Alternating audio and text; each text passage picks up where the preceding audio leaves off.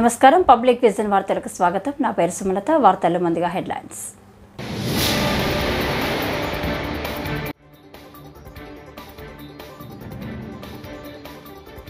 నూతన మద్యం విధానం రూపకల్పన కోసం ఏర్పాటైన ఏపీ మంత్రివర్గ ఉపసంఘం.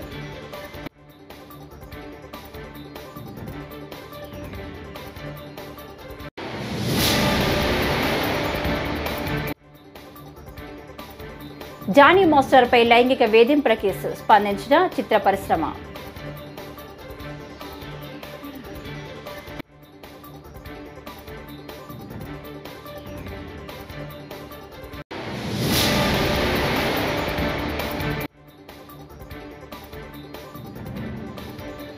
హుస్సేన్ సాగర్లో ముగిసిన ఖైరతాబాద్ గణేశుడి నిమజ్జనం.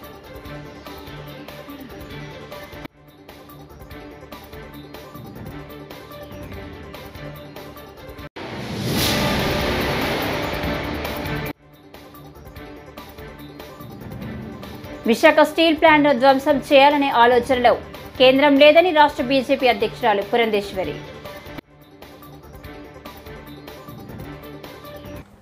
ఇక డీటెయిల్స్ చూస్తే నూతన మద్యం విధానం రూపకల్పన కోసం ఏర్పాటైన ఏపీ మంత్రివర్గ ఉపసంఘం నేడు రాష్ట్ర సచివాలయంలో మీడియా సమావేశం నిర్వహించింది.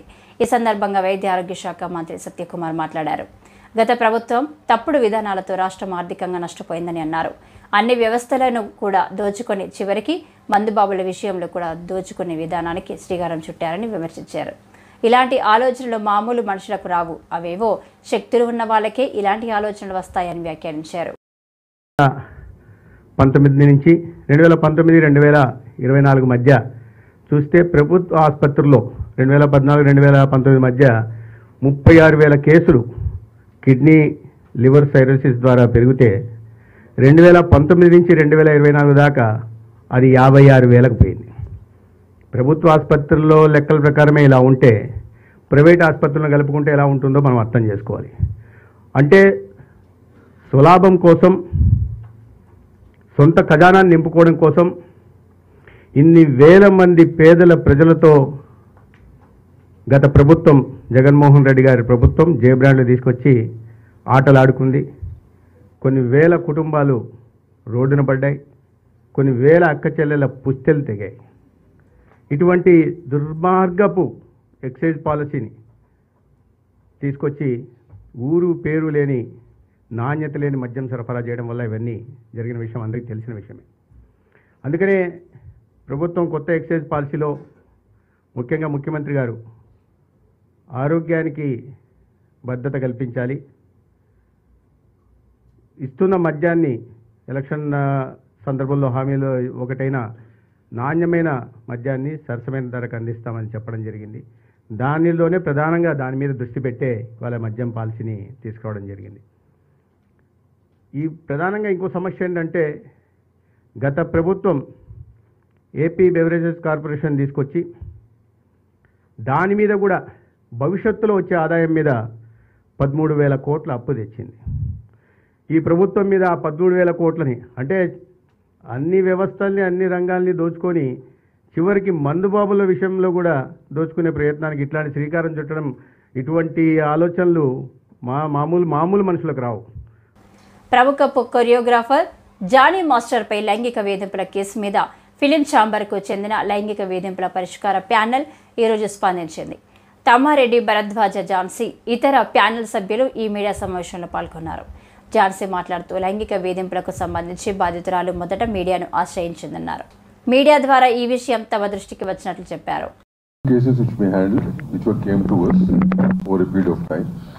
And one such case which came to us 15 days back is the case which all of you know about. 15 days back this case came to us and we have completed their individual statements and we're waiting for some proofs to come through. Okay? And we're also aware of the case which has been filed, which is of a criminal nature, and both these things run parallelly. An inquiry will go on, and whatever report we have to submit over a period of time, we'll be doing it. This is the process we've been following for many years now. And ఈ కేసులో ఏంటంటే choreographers యూనియన్కి సంబంధించి 2 choreographers and 1 choreographer is the president of the union, and we are given instructions yesterday to the union, to the federation, to put him in abeyance from the post for some time till the whole thing is sorted out, or whatever, till whatever has been decided. But wait చేసి ఏంటి possible అవుతుంది industry stake holders నుంచి చేసే క్రమం ఇంకా నడుస్తూనే ఉంది. That unfortunately is taking a very long time. We know that the committees report is still pending with the Telangana cinematography and the HLC report ఇంకా పెండింగ్లో ఉంది. అవి వస్తే ఇంకా స్ట్రక్చర్డ్ గైడ్ లైన్స్ మనకు వస్తాయి, మ్యాండేట్స్ మనకు వస్తాయి, how do we address the issues అని. In the meanwhile sir చెప్పినట్టు 2018 నుంచి ఈ ఒక ప్యానెల్ ఏదైతే మనం ఫామ్ చేసుకున్నామో దాని తాలూకా అంటే వీఆర్ నాట్ డినైయింగ్ దట్ మన దగ్గర కేసెస్ లేవు అనే ఫ్యాక్ట్ మనం డినై చేయట్లేదు. అదర్ ఇండస్ట్రీస్లో ఉన్నటువంటి ఇష్యూస్, అదర్ ఇండస్ట్రీలో ఉన్నటువంటి సెక్షువల్ హారాస్మెంట్ ఇక్కడ కూడా జరుగుతుంది. Let's agree to that. కానీ అదర్ ఇండస్ట్రీస్లో ఉన్నటువంటి strict mechanisms to address redressal mechanisms మన ఇండస్ట్రీలో సరిపోయినన్ని, తగినన్ని I'm making it sure. Hussain సాగర్లో ఖైరతాబాద్ గణేశుడి నిమజ్జనం ముగిసింది. ఖైరతాబాద్ హైదరాబాద్ ఎన్టీఆర్ మార్గులోని 4వ నంబర్ క్రేన్ వద్ద ఈ భారీ గణేశుడి నిమజ్జనం చేశారు. అంతకుముందు నిర్వాహకులు ప్రత్యేక పూజలు నిర్వహించారు. ఉదయం గణపతి శోభయాత్ర ప్రారంభమైంది. మధ్యాహ్నం సమయానికి ఎన్టీఆర్ మార్గ్ వద్దకు చేరుకుంది. ఈ శోభయాత్రలో వేలాది మంది భక్తులు పాల్గొన్నారు. శోభయాత్ర కోసం పోలీసులు భారీ బందోబస్తు ఏర్పాటు చేశారు.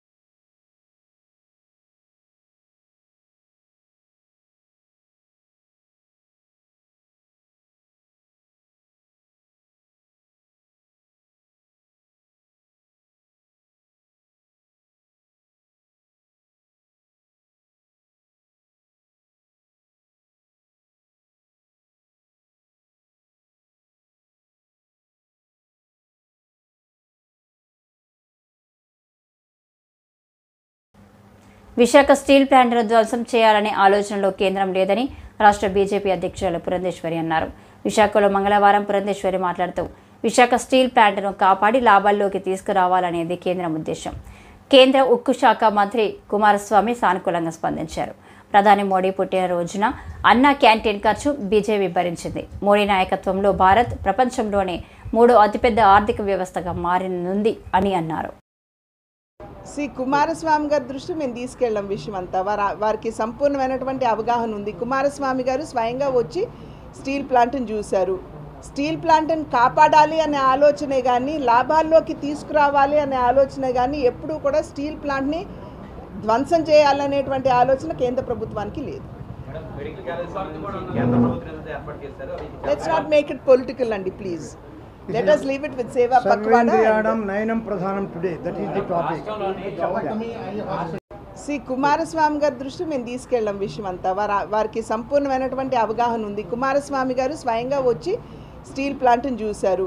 స్టీల్ ప్లాంట్ని కాపాడాలి అనే ఆలోచనే కానీ లాభాల్లోకి తీసుకురావాలి అనే ఆలోచనే కానీ ఎప్పుడూ కూడా స్టీల్ ప్లాంట్ని ధ్వంసం చేయాలనేటువంటి ఆలోచన కేంద్ర ప్రభుత్వానికి లేదు. Let's not make it political అండి please. Let us leave it with Seva Pakvada. Nayanam Pradhanam today. That is the topic. Balapur Ganesh laddu మరోసారి రికార్డు ధర పలికింది. మంగళవారం ఉదయం లడ్డు వేలం నిర్వహించగా గత ఏడాది కన్నా 3 లక్షలు ఎక్కువ పలికింది. ఈసారి 30,01,000 రూపాయలకు కొరడు శంకర్ రెడ్డి గణేశుడి లడ్డూను సొంతం చేసుకున్నారు. కిందటి సంవత్సరం దాసరి దయానంద రెడ్డి 27 లక్షలకు స్వామివారి లడ్డూను వేలంలో దక్కించుకున్నారు. కాగా లడ్డు వేలం పటం ముగియడంతో మరి కాసేపట్లో గణేశుడి శోభయాత్ర చేపట్టనున్నట్లు బాలాపూర్ గణేష్ నిర్వాహకులు తెలిపారు. హలో అన్న పోలీసు వారు దయచేసి మాకు సహకరించండి అన్న. గౌడ్ 27 లక్షల రూపాయలు, కొలన్ శంకర్ రెడ్డి 27,50,000 రూపాయలు, దశరథ్ గౌడ్ 27,25,000 రూపాయలు, కొలన్ శంకర్ రెడ్డి 27,50,000 రూపాయలు, దశరథ్ గౌడ్ 27,75,000 రూపాయలు, పనీత్ రెడ్డి 28 లక్షల రూపాయలు, లక్ష్మీనారాయణ 10,000 రూపాయలు, 28,10,000 రూపాయలు, దశరథు 20,000 రూపాయలు, పనీత్ రెడ్డి 30,000 రూపాయలు, లక్ష్మీనారాయణ 40,000 రూపాయలు, దశరథ్ గౌడ్ 50,000 రూపాయలు, 28,50,000 రూపాయలు, కొలన్ శంకర్ రెడ్డి 60,000, పనీత్ రెడ్డి 28,60,000 రూపాయలు, 70,000 రూపాయలు, దశరథ్ గౌడ్ 80,000 రూపాయలు, లక్ష్మీనారాయణ 90,000 రూపాయలు, 29 లక్షల రూపాయలు, కొలన్ శంకర్ రెడ్డి 29,10,000 రూపాయలు, దశరథ్ గౌడ్, ప్రణీత్ రెడ్డి 20,000 రూపాయలు, లక్ష్మీనారాయణ 30,000 రూపాయలు, కొలన్ శంకర్ రెడ్డి 40,000 రూపాయలు, దశరథ్ గౌడ్ 50,000 రూపాయలు, ప్రణీత్ రెడ్డి 60,000 రూపాయలు, లక్ష్మీనారాయణ 70,000 రూపాయలు, దశరథ్ గౌడ్ 80,000 రూపాయలు, కొలన్ శంకర్ రెడ్డి 85,000 రూపాయలు, లక్ష్మీనారాయణ 90,000 రూపాయలు, ప్రణీత్ రెడ్డి 95,000 రూపాయలు, దశరథ్ 97,000 రూపాయలు, 30 లక్షల రూపాయలు, కొలన్ శంకర్ రెడ్డి 30 లక్షల రూపాయలు, కొలన్ శంకర్ రెడ్డి ఒకటోసారి 30 లక్షల 1,000 కొలన్ శంకర్ రెడ్డి, రెండోసారి 30 లక్షల 1,000 కొలన్ శంకర్ రెడ్డి, కొలన్ శంకర్ రెడ్డి మూడోసారి. సింగిల్ విండో చైర్మన్ జై బోలో గణేశ భగవానికి, బోలో గణేశ మహారాజకి. 30 లక్షలకు. వచ్చే నెల 1వ తారీఖు నుంచి రాష్ట్రంలో కొత్త ఎక్సైజ్ పాలసీ అమల్లోకి రానున్న విషయం తెలిసిందే. ఈ క్రమంలో నూతన ఎక్సైజ్ పాలసీపై మంత్రివర్గ ఉపసంఘం మీడియా సమావేశం నిర్వహించింది. కొల్లు రవీంద్ర, నాదెండ్ల మనోహర్, సత్యకుమార్, కొండపల్లి శ్రీనివాసుల సంయుక్త మీడియా సమావేశం నిర్వహించారు. ఈ సందర్భంగా నాదెండ్ల మనోహర్ మాట్లాడుతూ ఇతర రాష్ట్రాలతో పోల్చితే గత ప్రభుత్వం విచిత్రంగా ధరలు పెంచుకుంటూ పోయాయన్నారు. తెప్పించుకున్నాం, వాటిని బేస్ చేసుకుని మాకున్న అవగాహనతోటి అనేక సందర్భాల్లో ఈ మీటింగ్స్ ఏర్పాటు చేసుకుని చివరికి ఈరోజు మధ్యాహ్నం గౌరవ ముఖ్యమంత్రి గారిని కూడా కలిసి కొంతవరకు ఆయన అభిప్రాయాలు కూడా సేకరించి ఏ విధంగా చేస్తే బాగుంటుందనే దానిపైన తుది నిర్ణయానికి వచ్చాం. రేపు జరగబోయే క్యాబినెట్ సమావేశంలో మా నివేదికని క్యాబినెట్కి సమర్పిస్తాం. ఇందులో ముఖ్యమైన కొన్ని సూచనలు, అసలు కొత్త పాలసీ ఎందుకు తీసుకురావాల్సి వస్తుంది, ఇన్నోవేటివ్గా ఎందుకు ఉండాల్సి వస్తుంది అనే అంశం పైన మేము ముందుగా చర్చించుకుంటే ఒక బాధ్యత గల ప్రభుత్వంగా ఒక కొత్త ఒరవడి, కొత్త మార్పు తీసుకొచ్చే ఆలోచనతో ముందుగా ప్రజల ఆరోగ్యం గురించి జాగ్రత్తగా మనం అడుగులు వేయాలి. అట్ ద సేమ్ టైం గత 5 సంవత్సరాల్లో వీళ్ళు మెయింటైన్ చేసిన ఇన్కన్సిస్టెంట్ పాలసీ వలన, తప్పుడు విధానం వలన రాష్ట్రం ఎంత ఆర్థికంగా నష్టపోయిందో, ఏ విధంగా ఎక్సైజ్ పాలసీని వీళ్ళు కేవలం వాళ్ళ జేబులు నింపుకోవడానికి కోసం ఉపయోగించుకున్నారో దాని గురించి కూడా స్పష్టంగా మేము అధ్యయనం చేసినప్పుడు మాకే ఆశ్చర్యం కలిగింది. ఇతర రాష్ట్రాలతో పోల్చుకుంటే పొరుగు రాష్ట్రాలు తెలంగాణ కానివ్వండి, కర్ణాటక కానివ్వండి, తమిళనాడు కానివ్వండి, చాలా విచిత్రంగా వీళ్ళు ధరలు పెంచుకుంటూ పోయి వాళ్ళకి నచ్చిన వ్యక్తులనే ప్రమోట్ చేసుకుంటూ, ఒక రోజు అయితే ఆశ్చర్యకరంగా ఒకే రోజు 2 జియోస్ కూడా రిలీజ్ చేశారు వీళ్ళు. దేశ రాజధాని ఢిల్లీ తదుపరి ముఖ్యమంత్రిగా ఆమ్ ఆద్మీ పార్టీ నాయకురాలు మంత్రి అతిషి ఎంపికపై ఈ పార్టీ రాజ్యసభ సభ్యురాలు స్వాతి మాలివాల్ తీవ్ర అసంతృప్తి వ్యక్తం చేశారు. అతిషి డమ్మీ సీఎం అంటూ మండిపడ్డారు. ఢిల్లీకి ఇది విచారకరమైన రోజు. ఉగ్రవాది అఫ్జల్ గురును కాపాడేందుకు యత్నించిన కుటుంబం నుంచి వచ్చిన వ్యక్తికి ముఖ్యమంత్రి పగ్గాలు అప్పగించారు. ఇక ఢిల్లీని దేవుడే కాపాడాలి అని స్వాతి వ్యాఖ్యానించారు. आज दिल्ली के लिए एक बहुत दुखद दिन है. आज दिल्ली की मुख्यमंत्री एक ऐसी महिला आतिशी मारलेना जी बनने जा रही हैं, जिनके अपने परिवार ने आतंकवादी अफजल गुरु को फांसी की सजा से बचाने के लिए एक लंबी लड़ाई लड़ी. उनके अपने माता पिता ने कई बार राष्ट्रपति जी को मर्सी पिटिशंस, दया याचिकाएं भेजी कि अफजल गुरु को फांसी ना हो, कि अफजल गुरु निर्दोष है, कि अफजल गुरु सिर्फ एक राजनीतिक साजिश का शिकार बन गए. ये कितनी गलत बात है. आज आतिशी मारलेना जी मुख्यमंत्री बनेंगी, लेकिन हम सब जानते हैं कि वो सिर्फ और सिर्फ एक डमी सीएम, एक कठपुतली मुख्यमंत्री बनेंगी. लेकिन फिर भी ये मुद्दा बहुत बड़ा है, क्योंकि वो मुख्यमंत्री बनेंगी और ये मुद्दा सीधे सीधे दिल्ली और देश की सुरक्षा से जुड़ा हुआ है. भगवान बचाए दिल्ली वासियों को ऐसे मुख्यमंत्रियों से. గుంటూరు రైల్వే స్టేషన్లో మంగళవారం అదనపు డిఆర్ఎం ఆధ్వర్యంలో మంగళవారం స్వచ్ఛతా హీ సేవా ర్యాలీని నిర్వహించారు. అయితే ఈ ర్యాలీలో రైల్వే స్టేషన్లో పరిసరాలను పరిశుభ్రంగా ఉంచాలని, మొక్కలను నాటాలని అవగాహన కల్పించారు. ఈ కార్యక్రమంలో అధికారులు, కార్మికులు తదితరులు పాల్గొన్నారు. భారత ప్రభుత్వము స్వచ్ఛతా హీ సేవా కార్యక్రమాన్ని ఈ రోజు నుంచి అంటే సెప్టెంబర్ 17వ తారీఖు నుంచి అక్టోబర్ 1వ తారీఖు వరకు ప్రారంభించింది. దీని ముఖ్య ఉద్దేశం ఏంటంటే ప్రజలకి అన్ని ప్రభుత్వ సంస్థలు, ప్రైవేటు వ్యక్తులు, పబ్లిక్ని అందరినీ కూడా ఈ స్వచ్ఛత యొక్క ఇంపార్టెన్స్ గురించి అవేర్నెస్ క్రియేట్ చేయటము, అలాగే ఈ స్వచ్ఛత కార్యక్రమాన్ని ఎక్కడైతే పాసిబిలిటీ ఉందో, ఎక్కడైతే బ్లాక్ స్పాట్స్ ఉన్నాయో అవన్నిటిని ఐడెంటిఫై చేసి వాటన్నిటిని అటెండ్ అవ్వాలన్నమాట. దీనికోసం ఏంటంటే వీటిలో భాగంగా రైల్వే కూడా, త్రూఅవుట్ ఇండియన్ రైల్వేస్ కూడా మేము ఈ స్వచ్ఛతా హీ సేవా కార్యక్రమంలో భాగస్వాములు అవుతున్నాము. అనేకమైనటువంటి బ్లాక్ స్పాట్స్ని ఐడెంటిఫై చేసాము. ప్రతిరోజు ఒక్కొక్క కార్యక్రమం నియమించబడింది. ఏదంటే ఒకరోజు క్లీన్ స్టేషన్స్ను, ఒకరోజు క్లీన్ ట్రైన్స్, అలాగే clean colonies, clean track, like that clean toilets, like that ప్రతిరోజు ఒక్కొక్క కార్యక్రమాన్ని ఐడెంటిఫై చేసాము. ఆ విధంగా ప్రతిరోజు కార్యక్రమాన్ని కంప్లీట్. పవిత్ర పుణ్యక్షేత్రమైన తిరుపతి నగరాన్ని పరిశుభ్రంగా ఉంచడం ప్రతి ఒక్కరి బాధ్యత అని ఎమ్మెల్యే ఆర్ఎన్ శ్రీనివాసులు, ఎమ్మెల్యే సిపాయి సుబ్రహ్మణ్యం, కమిషనర్ ఎన్ మౌర్య అన్నారు. స్వచ్ఛతా హీ సేవ కార్యక్రమంలో భాగంగా నగరపాలక సంస్థ ఆధ్వర్యంలో మంగళవారం మహతి ఆడిటోరియం నుంచి తారక రామారావు స్టేడియం వరకు నిర్వహించిన ర్యాలీని ఎమ్మెల్యే ఆర్ఎన్ శ్రీనివాసులు, ఎమ్మెల్సీ సిపాయి సుబ్రహ్మణ్యం, కమిషనర్ ఎన్ మౌర్య జెండా ఊపి ప్రారంభించారు.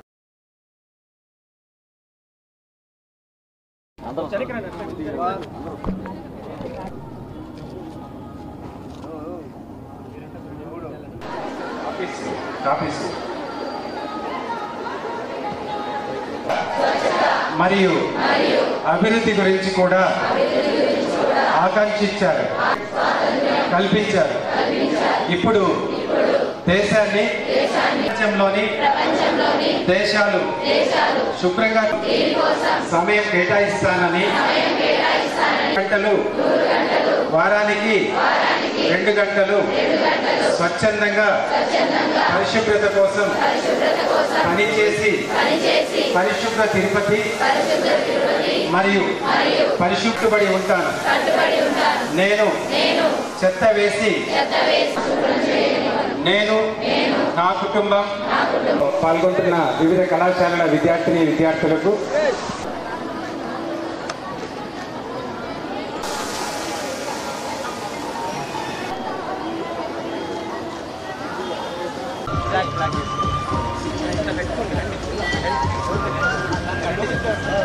అదే స్వచ్ఛ భారత్ కార్యక్రమాన్ని శ్రీకారం చుట్టడం జరుగుతూ ఉంది. గౌరవ ప్రధానమంత్రి స్వచ్ఛ భారత్ మిషన్ ప్రారంభించి 10 సంవత్సరాలు పూర్తి అయిన సందర్భంలో ఈ నెల 17వ తారీఖు నుంచి వచ్చే నెల అక్టోబర్ 2వ తారీఖు వరకు స్వచ్ఛత సేవా హీ అనే కార్యక్రమంలో అందరినీ భాగస్వాములు చేసి దేశమంతటా ఇటు అధికారులని ఇటు రాజకీయ నాయకుల్ని పౌరులని అందరినీ కూడా భాగస్వాములు చేసి స్వచ్ఛతా హీ సేవా కార్యక్రమంలో భాగస్వాములు కావాలని చేయడం చాలా సంతోషకరదాయకం. ఇటువంటి మంచి కార్యక్రమంలో మన తిరుపతి నగరంలో తిరుపతి పౌరులందరూ కూడా పాల్గొని ప్రజా సేవలో పాల్గొని తిరుపతి నగరాన్ని పరిశుభ్రంగా ఉంచడం ప్రతి ఒక్కరి కర్తవ్యం. అందులో భాగస్వాములై అందరూ కూడా తిరుపతి పుణ్యక్షేత్రాన్ని పరిశుభ్రతగా కాపాడుకోవాలని అందులో భాగంగానే ఈ యొక్క మంచి కార్యక్రమంలో ఏర్పాటు చేయడం జరుగుతుందనేసి కూడా తెలియజేస్తున్నాం. మనము ప్రతి సంవత్సరము అక్టోబర్ 2 గాంధీ జయంతి సెలబ్రేట్ చేసుకుంటాం. దాని ముందు 2 వారాలు ఈ స్వచ్ఛత ఈ సేవ అనే 2 వారాలు ప్రోగ్రాం చేస్తాము. ఈ వారము ఈ ఇయర్ కూడా థీమ్ స్వభావ స్వచ్ఛత సంస్కార స్వచ్ఛత. అంటే స్వచ్ఛత అనేది మనము శానిటేషన్ క్లీన్లీనెస్ కాదు, మన మైండ్ ఇవి కూడా స్వభావ బిహేవియర్ కూడా మనం స్వచ్ఛతగా ఉండాలనే ఉద్దేశంతో ఈ ఇయర్ థీమ్ స్టార్ట్ చేయడం జరిగింది. ఇందులో స్వచ్ఛతకి భాగీదారి అని పబ్లిక్ పార్టిసిపేషను, అలాగే సంపూర్ణ స్వచ్ఛత అని చాలా పెద్దగా క్లీన్లీనెస్ డ్రైవ్స్ అండ్ సఫాయి కర్మచారి వాళ్ళకి మనము హెల్త్ చెకప్. తిరుమలలో గత ప్రభుత్వంలోని అధికారులు తీసుకువచ్చిన లఘు మహాలఘు దర్శనాలను రద్దు చేసి ప్రతి సామాన్య భక్తుడు గర్భాలయంలోకి వెళ్లి శ్రీవారిని సంతృప్తిగా దర్శించుకునే భాగ్యాన్ని కల్పించండి అంటూ తిరుమలలో సోమవారం మంత్రి ఆనం రామనారాయణ రెడ్డిని బీజేపీ నేత నవీన్ కుమార్ రెడ్డి కలిసి వినతి పత్రం అందజేశారు. స్థానికులకు ప్రతి నెల మొదటి మంగళవారం దర్శనం, శ్రీవారి ట్రస్ట్ టికెట్పై కనీసం దర్శనానికి 2 కల్పించాలన్నారు. తిరుమల శ్రీవారి దర్శనానికి సుదూర ప్రాంతాల నుంచి వచ్చే సామాన్య భక్తులని ఇంతకుముందు ప్రభుత్వంలో ఉన్నటువంటి అధికారులు, అధికార పార్టీ నాయకులు కేవలం లఘు మహాలఘు అనే దర్శనాల పేరుతో జయ విజయల నుంచే పంపించేసేవారండి. నేను అదే ఇప్పుడు మంత్రి దేవాదాయ శాఖ మంత్రి ఆనం రామనారాయణ రెడ్డి గారిని తిరుమల కొండపైన కలిసి వినతి పత్రం ఇవ్వడం జరిగింది. దానిలో ఒకటే విజ్ఞప్తి చేస్తున్నా, సామాన్య భక్తులకి పెద్దపీట వేయండి. సామాన్య భక్తుల్ని మహాలఘు దర్శనాల పేరుతో ఈరోజు జయ విజయల నుంచే పంపించేస్తున్నారు కాబట్టి వాళ్ళని గర్భాలయంలోకి అనుమతించేలా ఉన్నతాధికారులతో మాట్లాడమని చెప్పడం జరిగింది. అలాగే ఈరోజు తిరుమలకు సంబంధించి తిరుపతిలో ఉన్నటువంటి స్థానికులు, తిరుమల స్థానికులు గతంలో కాంగ్రెస్ ప్రభుత్వం అధికారంలో ఉన్నప్పుడు ప్రతి నెల మొదటి మంగళవారం ఇక్కడ ఉన్నటువంటి స్థానికులకి దర్శన భాగ్యం కల్పించేవారండి. కానీ గత 5 సంవత్సరాలు దాన్ని రద్దు చేసేశారు. తిరిగి స్థానికులకి ప్రతి మొదటి మంగళవారం స్వామివారి దర్శనం కల్పించాలని చెప్పి కోరడం జరిగింది. అదేవిధంగా శ్రీవాణి ట్రస్ట్కి సంబంధించి 10,500 రూపాయలు ఒక మనిషికి టికెట్ తీసుకుంటున్నారు. కనీసం 2 భార్యాభర్తలనే లేదా 2 స్వామివారి దర్శనానికి అనుమతించమని చెప్పి కోరడం జరిగింది. అదేవిధంగా వసతి సముదాయాలు కొండపైన సామాన్య భక్తులు వస్తే వాళ్ళ దగ్గర మొబైల్ ఫోన్లు ఉండవండి, కొంతమందికి ఏటీఎం కార్డులు ఉండవు, ఫోన్పే గూగుల్ పే చేయమంటారు. అదే కాకుండా నగదు డబ్బిస్తే కూడా రూములు ఇచ్చే విధంగా వెసులుబాటు కల్పించమని కోరడం జరిగింది. దాంతోపాటు గతంలో ఏదైతే కాషన్ డిపాజిట్ కింద వసతి గదులకి తీసుకుంటూ ఉన్నారో దాన్ని 10 రోజుల తర్వాత 15 రోజుల తర్వాత మీ అకౌంట్లోకి ట్రాన్స్ఫర్ చేస్తామంటున్నారు. అలా కాకుండా పూర్వ పద్ధతిలో ఎవరైతే రూమ్ వెకేట్ చేస్తారో వెంటనే డిపాజిట్లు తిరిగి చెల్లించే విధంగా కూడా చేయమని చెప్పి చెప్పడం జరిగింది. అదేవిధంగా తిరుమల కొండ మీద దాదాపు 34 మఠాలు ఉన్నాయి. ఆ మఠాలలో శుభకార్యాలు జరుగుతూ ఉంటాయి. అక్కడ ఉన్నటువంటి గదులు కూడా రద్దీ సమయంలో అధిక రేట్లకు ఇచ్చేస్తున్నారని చెప్పి దాన్ని భక్తులందరికీ తెలిసేలా ధరల పట్టి ఏదైతే రూమ్ ఛార్జ్ ఎంత వసూలు చేస్తున్నారని ఓపెన్గా డిస్ప్లే చేయమని చెప్పి చెప్పడం జరిగింది. అదేవిధంగా ఇటీవల ఈ గవర్నమెంట్లో కొత్తగా వచ్చినటువంటి అధికారులు ఆధార్ కార్డు ఆధారంగా దర్శనం చేసుకోలేని భక్తులకు కేవలం 2 లడ్లు మాత్రమే ఇస్తామని చెప్పారు. అలా కాకుండా ఆధార్ కార్డు ఆధారంగా 10 లడ్లన్నా కనీసం భక్తులకు ఇమ్మని చెప్పి కోరడం జరిగింది. అదేవిధంగా ఆనం రామనారాయణ రెడ్డి గారు రాజమండ్రిలోని పొట్టి శ్రీరాములు తెలుగు యూనివర్సిటీ ప్రభుత్వ సంస్థలను నగరం నుంచి తరలించేస్తున్నారని తూగో జిల్లా కాంగ్రెస్ అధ్యక్షులు టీకే విశ్వేశ్వరరెడ్డి ఎంపీ ఎమ్మెల్యేపై ఆగ్రహం వ్యక్తం చేశారు. మంగళవారం రాజమండ్రిలో ఆయన మాట్లాడారు. వేద పాఠశాలలో సాంస్కృతిక కళాశాల స్థలంలో ఏర్పాటు చేయాలన్నారు. అలాగే నగరంలో నీటి పన్ను కట్టే ప్రతి ఒక్కరికి స్వచ్ఛమైన త్రాగునీరు డిమాండ్ చేసే హక్కు ఉందన్నారు. మన రాజమండ్రి నగరంలో ఉన్న ప్రజల్ని, అయ్యా ప్రజలారా, మీ గాఢ నిద్రలోంచి మేల్కోండి. రాజమండ్రిలో ఉన్నటువంటి ప్రభుత్వ సంస్థలన్నీ కూడా జెండాపై కపిరాజు లేచిపోతున్నాయి. మీరు నిద్రపోతే ఏవి ఉండవు, ఇక్కడ ఏవి మిగలవు అని చెప్పి చెప్పడం కోసం చెప్పి వేళ పత్రికా విలేకరుల సమావేశం ఏర్పాటు చేయడం జరిగింది. మన ఉమ్మడి ఆంధ్రప్రదేశ్ లో మనకి పొట్టి శ్రీరాములు తెలుగు యూనివర్సిటీ అని హైదరాబాద్ లో పెట్టడం జరిగింది. 10 సంవత్సరాలు ఉమ్మడి రాష్ట్రాల్లో కంబైన్డ్ గా రన్ చేసుకునే అవకాశం ఉంది. 10 సంవత్సరాలు అయిపోయిన తర్వాత ఎవరి దుకాణం వాళ్ళే, మీ రాష్ట్రంలో వెళ్ళి మీరు, మా రాష్ట్రంలో మేము రన్ చేసుకుంటామని అన్నారు. మొన్న రీసెంట్ గా జరిగిన పొట్టి శ్రీరాములు తెలుగు యూనివర్సిటీలో జరిగిన అడ్మిషన్స్ లో మన రాజమండ్రిలో ఉన్నటువంటి పొట్టి శ్రీరాములు విద్యాపీఠాన్ని, సాహితీ పీఠానికి అడ్మిషన్స్ ఇవ్వలేదండి. ఏంటంటే మీకు మాకు సంబంధం లేదు అన్నారు. ఇవాళ రాజమండ్రిలో ఉన్నటువంటి పొట్టి శ్రీరాములు సాహితీ విద్యాపీఠానికి 16 ఎకరాల ల్యాండ్ ఉంది, బ్రహ్మాండమైనటువంటి బిల్డింగ్స్ ఉన్నాయి. ఇవన్నీ కూడా దీన్ని పీఠాన్ని తీసుకెళ్లి తిరుపతిలో పెట్టాలని చెప్పి ఒక ప్రపోజల్ తోటి ఆల్రెడీ గవర్నమెంట్ తిరుపతిలో. మేడ్చల్ నియోజకవర్గం మేడ్చల్ కలెక్టరేట్ కార్యాలయంలో తెలంగాణ ప్రజాపాలన దినోత్సవ వేడుకలు ఘనంగా నిర్వహించారు. ఎమ్మెల్సీ పట్నం మహేందర్ రెడ్డి పోలీసుల గౌరవ వందనాన్ని మంగళవారం స్వీకరించారు. ఎమ్మెల్సీ పట్నం మహేందర్ రెడ్డి జాతీయ పతాకాన్ని ఆవిష్కరించారు. జిల్లా కలెక్టర్ గౌతమ్ పోత్రుతో పాటు ఎమ్మెల్సీ పట్నం మహేందర్ రెడ్డి జాతీయ గీతాన్ని ఆలపించారు. జాతీయ జెండాను ఎగురవేశారు.